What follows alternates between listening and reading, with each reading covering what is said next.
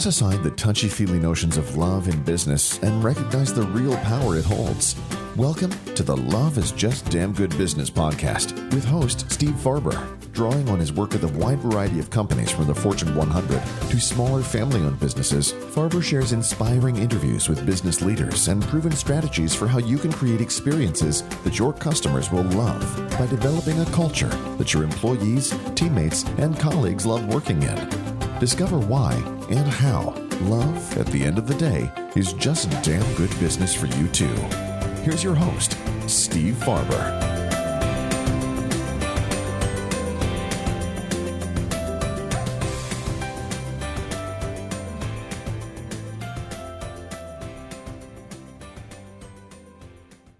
Hi, this is Steve Farber, and welcome to episode number 1, the inaugural episode for the Love is Just Damn Good Business podcast. Thank you so much for joining me. You know, like many people nowadays, I have been looking forward to doing this podcast for a long time, which is pretty much what everybody says nowadays, right? Oh yeah, I'm going to do a podcast. It's the new version of, yeah, I'm going to write a book. I have an idea for a book. You know, for years, because I've written 4 books now, but for years, people would come up to me and say, you know, I'm thinking about writing a book. What's the best way to get started? How should I do that? And my sage advice has always been, well, you sit down and you write. You have to at least get started with that.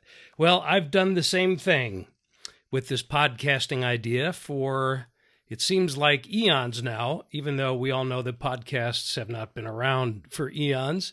But nonetheless, here we are, and I'm so thrilled that you're joining me. I've got some great things planned for this podcast. It's going to be a mixture of really phenomenal interviews with great business leaders. It's going to be a series of videos and outtakes from videos and audio from videos at our events called the Extreme Leadership Experience. I'll share some of that with you, as well as some musings of my own based on just what I'm thinking about today and articles that I've written and so forth. You and I are going to get to know each other through this process, and I'm very much looking forward to that. If we're new to each other, or if you're new, if I'm new to you, let me give you just a little background on myself. I've been at the work of leadership development now for 30 years. I've had the opportunity to work with just about every kind of organization you can imagine, oftentimes from top to bottom, to create cultures of leadership. So I've been involved in the study of leadership, the practice of leadership. I've been coaching leaders and writing about leadership for 30 years. I am the first to admit I don't have it all figured out. So if you're coming to this podcast for all the answers, you will be gravely disappointed because I don't have them, and neither do you, and neither does anybody else that I've met so far. So I'm a student of the subject as much as I am a teacher of the subject, and I'm looking forward to learning from our guests as we go along. But in my wanderings over the last 3 decades, in, by the way, just about every kind of industry that you can imagine, and just about every kind of company that you can imagine, I have, even though I haven't figured it all out, I have learned a few things that I believe are significant. And after 4 books, The Radical Leap, which originally came out in 2004, The Radical Edge originally came out in 2006, Greater Than Yourself came out in 2009, then a couple of other editions of those books, and then my new book, Love is Just Damn Good Business, the namesake of this podcast, came out in September of 2018. Even after all of these books and all of these ideas, I have noticed that some of them really tend to hit home with people because I didn't make them up, because they're based on my observation of what great leaders and great businesses do. So the primary conclusion that I came to, if that's the right way to say it, is that when you get down to the essence of what great leadership is, and when you get down to the essence of what great business is, it comes down to the L word. That love, not only is love not inappropriate in the context of business, love is at the very foundation of what great business is. And it's at the very foundation of what great leadership is. And this notion somehow that love and business are anathema to each other, that love has no place in business is just crazy. It's just something that we made up. It makes some people squirm. I understand that. And sometimes people go directly to some kind of a, touchy-feely, kumbaya, California hoo-ha crap definition of what love is. And that is not what I mean. Love is not a sentiment. It's a practice and a discipline. And when applied in business, it yields a very, very powerful competitive advantage. And it enables us to accomplish all that we set out to do and even more. And again, I'm not making this up. Obviously, I didn't invent love. And I certainly didn't invent love in the context of business. I stand on the shoulders of giants in this arena. My mentors, Tom Peters and Jim Kouzes and Barry Posner of Leadership Challenge fame, and the late, great Terry Pierce, who is one of the finest executive coaches on the planet. These are all people whose work deeply informs my own and helped me to see very clearly that love, in fact, is just damn good business. And that is what we are here to explore together over the years to come. God willing. So for our inaugural episode, I have something special that I would like to share with you. Not that the other episodes won't be special, but to get us kicked off in the right way, I want to take you back to 2018 at our second annual Extreme Leadership Experience, which took place in San Diego, California, where I live, where I'm coming to you from today. The Extreme Leadership Experience is our annual event. That's why that was the second annual. And we bring together people who are well-versed in this idea that love is just damn good business, and other elements of the Extreme Leadership Framework called the Radical Leap, which you'll hear a lot about throughout the course of these episodes. LEAP stands for love, energy, audacity, and proof. So love is the foundation. Energy is the juice that we bring to bear on everything that we do every day. Audacity is that it's not think outside the box. It's more like what box? It's the audacity to change the world for the better. It's the audacity to boldly and blatantly disregard constraints that are thrown in our way so we could really accomplish something extraordinary together.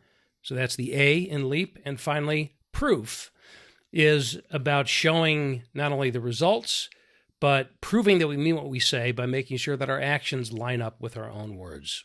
So love, energy, audacity, and proof is our operating system. It's our framework.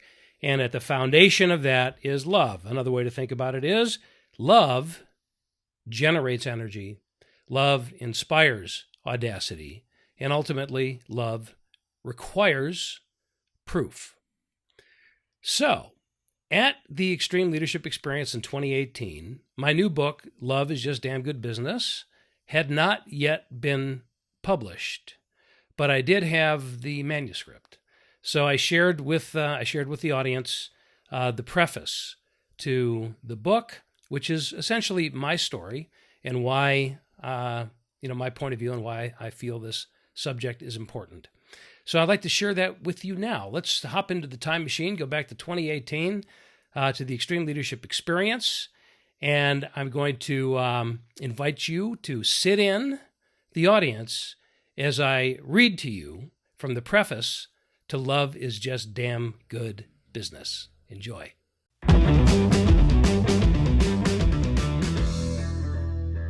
Yeah, so the more you can get the word out about this book and get a couple of copies for yourself, you can look at it on a list and say, I helped make that happen. Wouldn't that feel gratifying? So I want to read you just the very beginning of this book, and it will set us up for the rest of the day. And you've been hearing a lot of personal stories of how people on this stage got to where they are to share their stories with us, so there's a little bit of that in here as well. Love is Just Damn Good Business. Subtitle, Do What You Love in the Service of People Who Love What You Do. A theme you might recognize. There was a time in my adulthood where I didn't do what I loved. Like all too many people on this planet, I spent years floundering through life with no particular sense of direction or purpose, or at least not one that would enable me to support a family.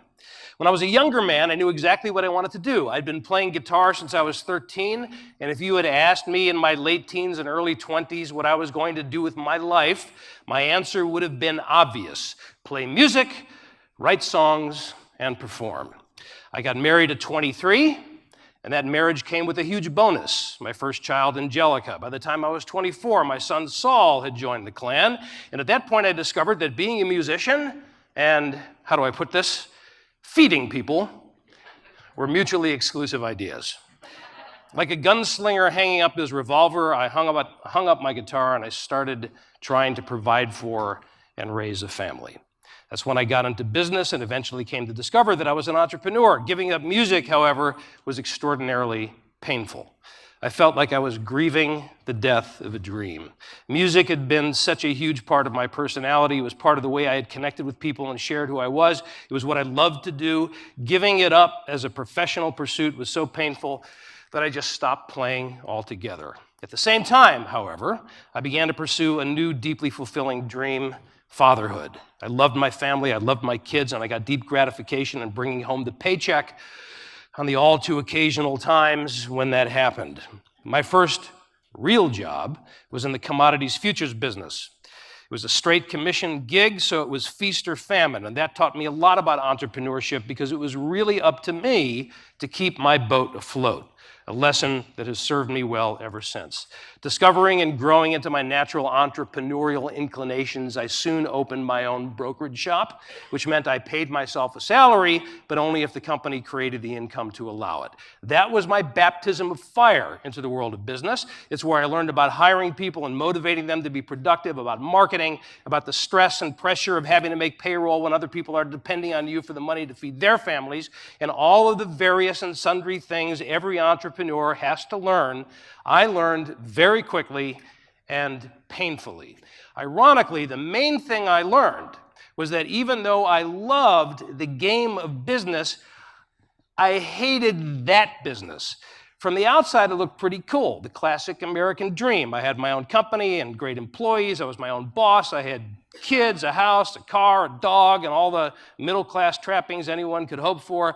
The problem was that commodity futures is a very speculative investment, so our clients lost their money left and right. And this led me to have a moral dilemma with my own business, and I just flat out hated it. It's one thing to have your own business. It's another thing, quite another thing, to despise it. So to recap, in a very short period of time, I got married, I had kids, which raised the stakes in terms of responsibility as a provider. I gave up music, which caused me grief, and I got into a business that I hated. There was no music, there was no joy in going to work, and this was all before I was 30 years old. And then came a series of pivotal moments in late 1988, early 1989. My growing family and I were still living in the Midwest. By then, my younger son, Jeremy, had arrived, so I had 3 kids. My business partner had welched on a $25,000 funding commitment, and consequently, my business went down in flames. I was offered and accepted a job across the country in exciting San Francisco, but it was in the same industry, which of course I still hated. This was someone else's company, however, so the task of making payroll fell on his shoulders, not mine.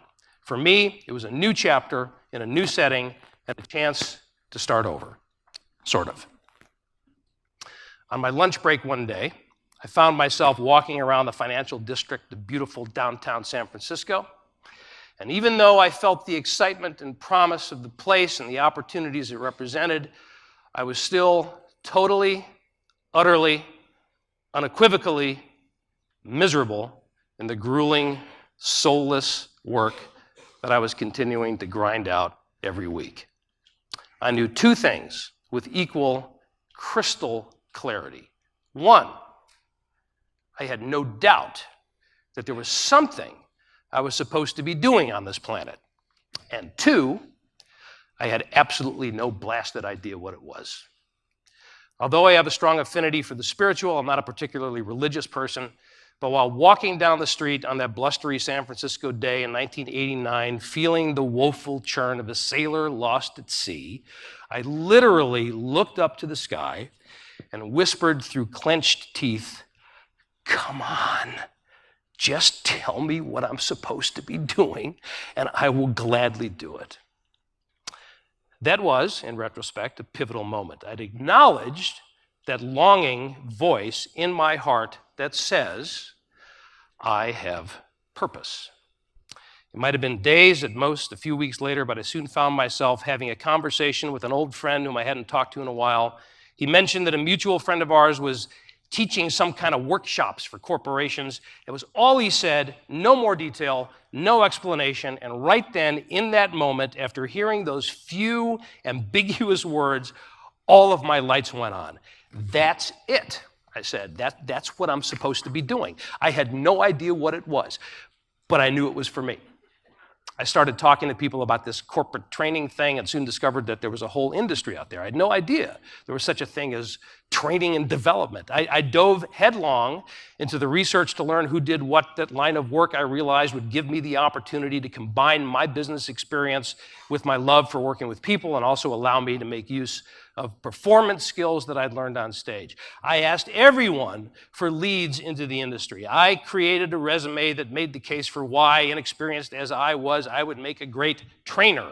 I was hired by a small consulting company to do contract work, teaching business writing workshops, and after I conducted my first session, I slapped professional trainer on my resume, and I was soon brought on board by an international training and consulting company, which gave me broad experience working with a wide variety of businesses and industries in various parts of the world, parenthetically, where I met Diane Kenny. A few years later, in 1994, at the ripe old age of 36, I was hired by famed management guru Tom Peters, and I met my mentors Jim Kouzes and Terry Pierce. As a vice president in Tom's company, I learned about leadership at a very deep level and worked with senior executive teams across the business spectrum. And guess what? I loved this work. I'd found my purpose. Over the years of my time at the Tom Peters Company, my experiences in the trenches with clients, as well as my immersion into the collective bodies of work of Tom, Jim, and Terry, helped me develop my own point of view, my own leadership voice. And there was one strong, unwavering, unrelenting conclusion that I came back to again and again. My personal quest to find meaningful work that I love to do was not unique, nor was it arbitrary. It was, in fact, a crucial universal principle. Love is the core of great leadership, and it's at the foundation of any thriving, competitive business. I left the Tom Peters Company in 2000, published my first book, The Radical Leap, in 2004. Leap was followed by The Radical Edge, and then Greater Than Yourself. Now, here in my early 60s, having traveled the globe to work with and speak to tens of thousands of people over the years, I can wholeheartedly say that I'm doing what I love in the service of people who love what I do. The insidious idea that we have to sacrifice one part of ourselves to nurture another is false. Our ideal state is to be successful in our business ventures, to amplify personal joy and meaning in our lives, and change the world for the better, all at the same time. These are not mutually exclusive ideas. You don't have to be a jerk to make money, you don't have to sacrifice money for joy, and you don't have to be a martyr to change the world. Love it all. That's where your success as a human being will come from. My advice to you is this: be totally unapologetic for the money you're earning. Be totally unapologetic for the joy you're experiencing. Be totally unapologetic for the impact you're making on the world for the better, but aspire to do them all. And that's what we're built to do, in my opinion, and that's at the very heart of why I believe love is just damn good business, because love is the secret sauce that makes it all possible. I wrote this book and offered this experience so we could all explore that together in a way that's different from my previous books. The other ones, the previous, were works of fiction, business parables based on my experiences. This one is nonfiction, and it's filled with stories from my personal experience, case studies, illustrations based on research and interviews and practical advice from all sorts of leaders and their organizations. They paint a picture of why love is just damn good business and how to make it damn good for your business. But here's what I suggest as you join me on this journey. Ask the questions that matter to you. Listen for the answers, and then do what you love in the service of people who love what you do. I hope this book will serve you well in that endeavor.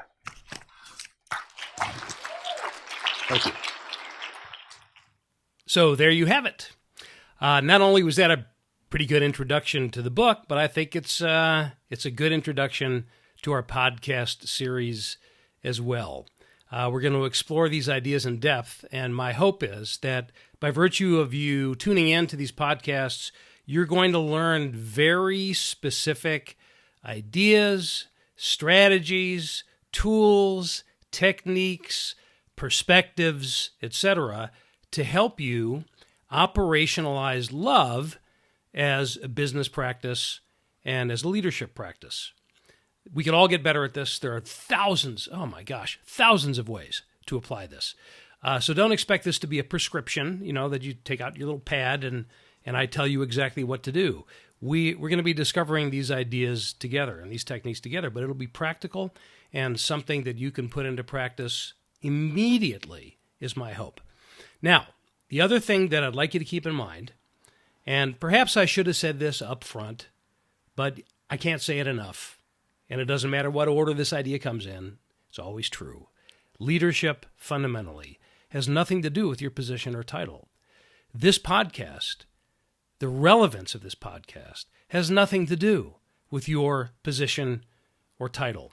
If you're the CEO of a company, great. If you work for the CEO of a company, fantastic. If you work in a big corporation, awesome. If you are an entrepreneur, that's great. You're starting your own company. If you're a solopreneur, you're out there on your own doing your thing. That's fantastic. If you're an educator, terrific. It doesn't matter. These are universal principles that you can apply in any situation. It just so happens that my playground for a long time has been the world of business. But these ideas apply in all aspects of business and, of course, beyond into your personal life, of course, as well. Anywhere there are human beings involved, love comes into play. And the question of what does it look like, what should it look like, how can we put it into practice is a relevant and increasingly important question for all of us. And that, my friends, is the question that we will endeavor to answer together, episode after episode.